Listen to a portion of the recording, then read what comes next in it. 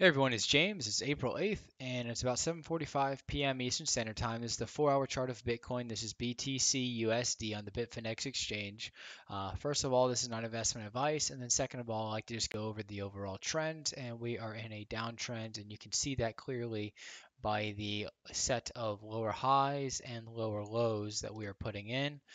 The question is, though, is will we break through the 6,000 low? And I've proposed that question quite a few times now over my prior videos. I do think there's a high possibility of the breakdown. What we have here is the former downtrend that you can see, which is now this light set of lines that cuts right through the price action and shows you the overall trend of price. Now, the lines got a little old because what happened is price started to consolidate sideways. As price consolidates sideways, it's obviously going to shift itself and shift its momentum. And you can clearly see that we've gone from this downslope to this new red line set. And you can see basically how this is cutting through the price action. And what we see here is that price is still staying under this center line right here that I have out of this 3-line set. And what that's showing is that sellers are in control of this market. Now, over the weekend, we had a little run. Okay, I said there was a possibility of that. We did have that. And what I think that we're having is just a reaction to the prior high that we put in right here at the 7,500 level. Um, and what this is showing that sellers are still controlling this market. It's a very low volume change. I've said in my prior video that Bitcoin typically across the board, across all the exchanges, would trade around 5 billion to almost 6 billion every single day. And what we've been oscillating around is about 3.6 all the way to about maybe 4.2, 4.5. So it's kind of shrinking a little bit. And it's just showing that there's not as many transactions occurring as prices starting to come lower. So that can be a positive sign. But what we see here is that price is still in a downtrend. So what we need is a set of higher highs and higher lows to break ourselves out of that. What's going to occur here is if we do get rejected, and this is the top that we just put in um, over the weekend. So let me kind of digress a little bit. On the weekend activity from Friday to about Sunday evening, Sunday night, which is Sunday night here in the United States, um, price will typically reverse that movement. So what we have here is a long range bar that pushed up, and we're trying to break through. We're kind of creating a little upward flag like so, and typically, when we see this price movement in Bitcoin, it typically leads to a drop in price. And you can kind of see that upward momentum there. And the same thing if we just cut through these two outlier bars right there, the same exact thing. These are bear flags as price pushes up, pushes up, pushes up, and it just can't seem to sustain itself.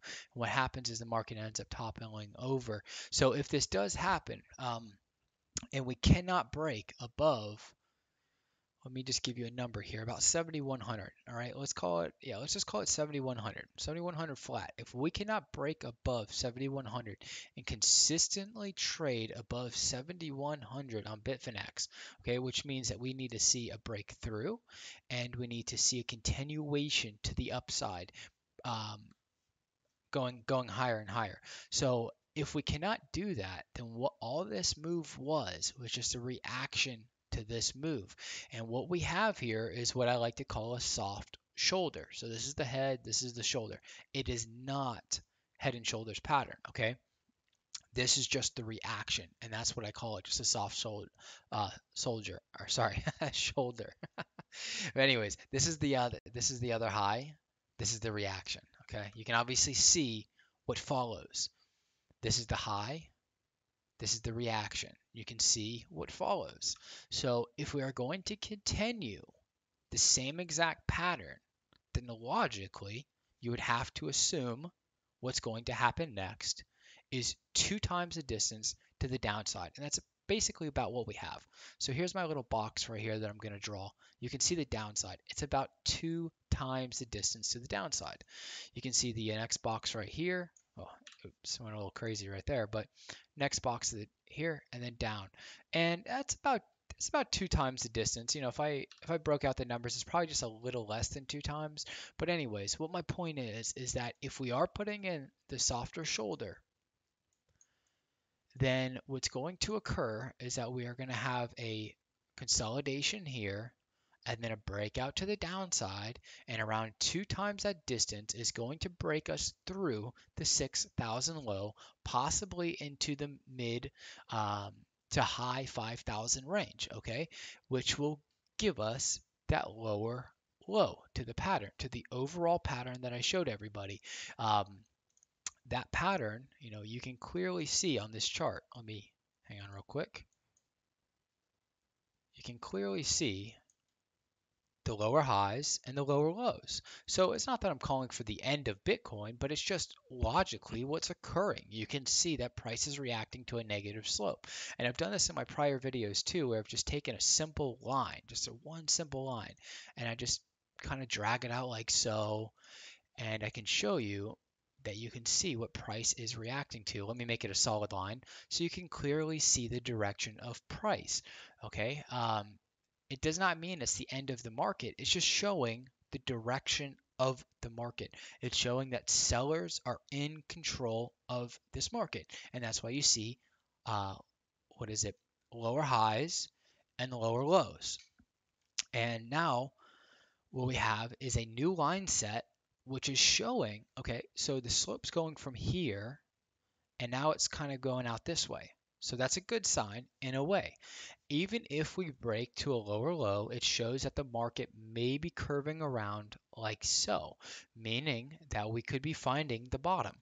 Like I said in my prior video, if we do consolidate and go more horizontal this way and build out a base, that could be a positive sign, as in we're starting to form that bottoming process here.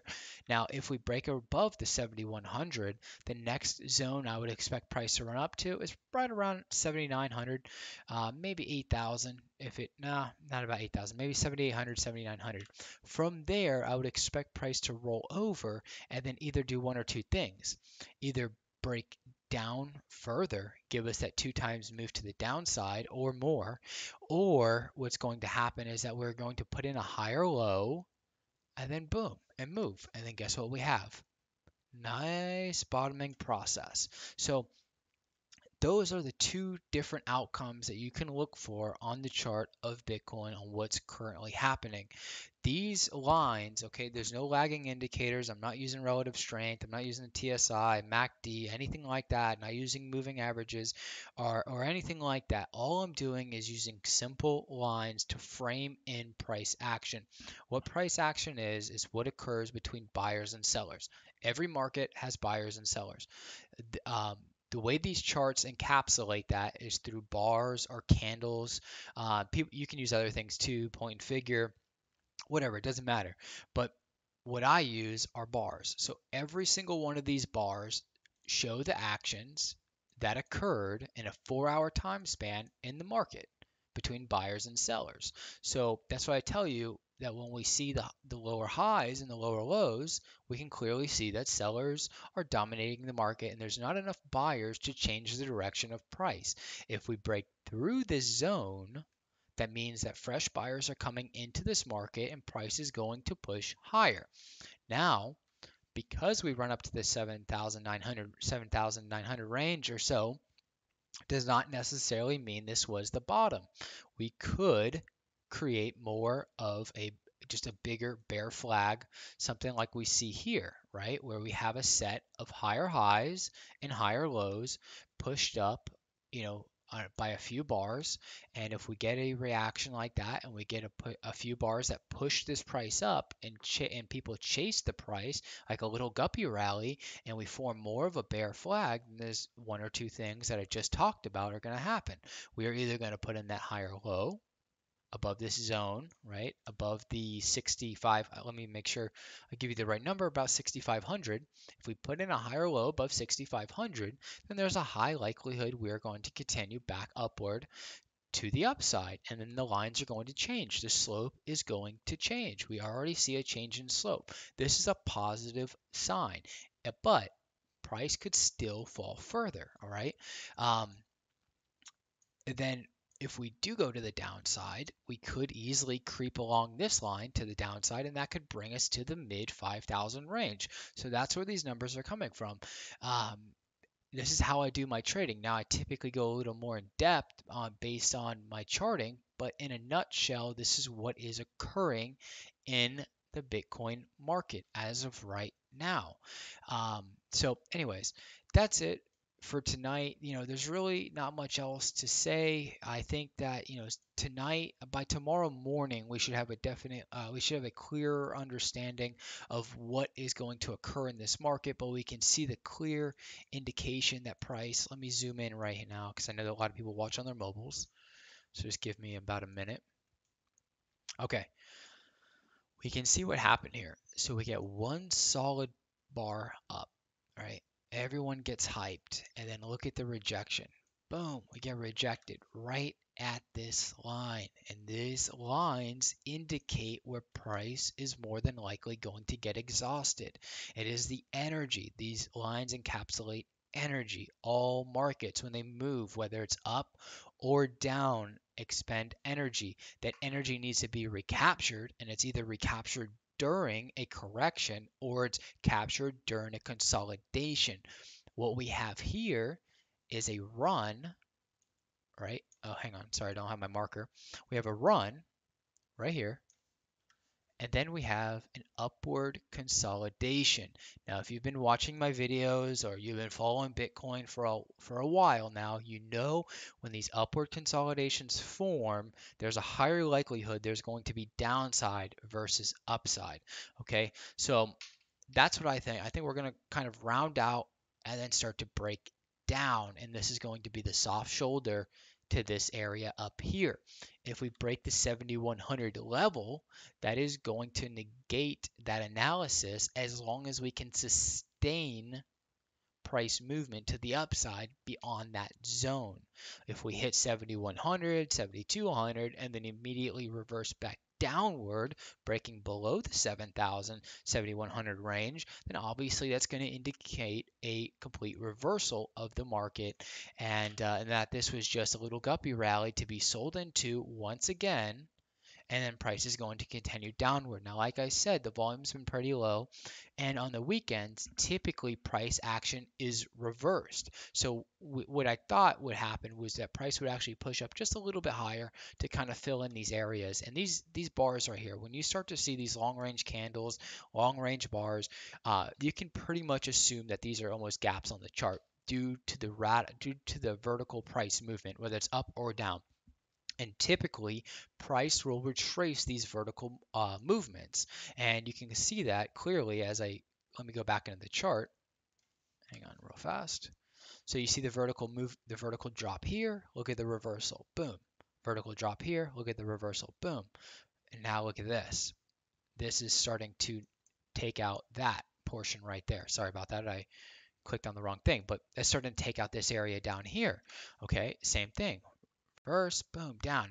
Now these are starting to get longer. So as we're starting to make our moves up, the downside's starting to get elongated. So the move up, 2 times down. Move up, 2 times down. Move up.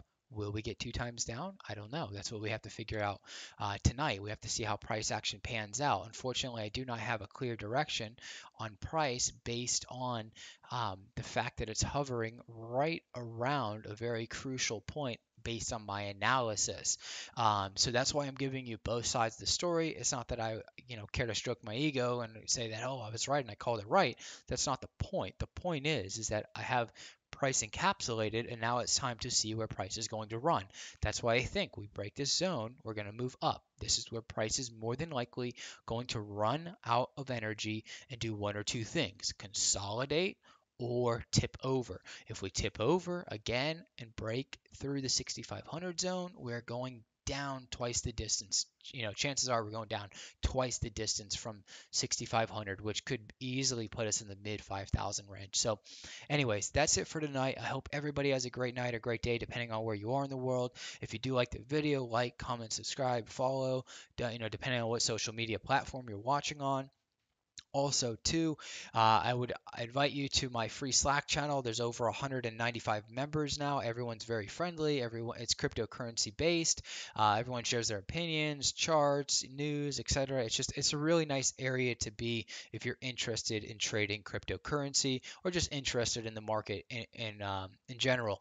Like I said, it's absolutely free to join. You can see more of that at my site. It's geometriccharts.com. At the bottom, I have my links to my social media accounts and the link to the Slack channel that you can just click on and join and just say hello to everybody, or just, just sit there and just kind of see what everybody's talking about.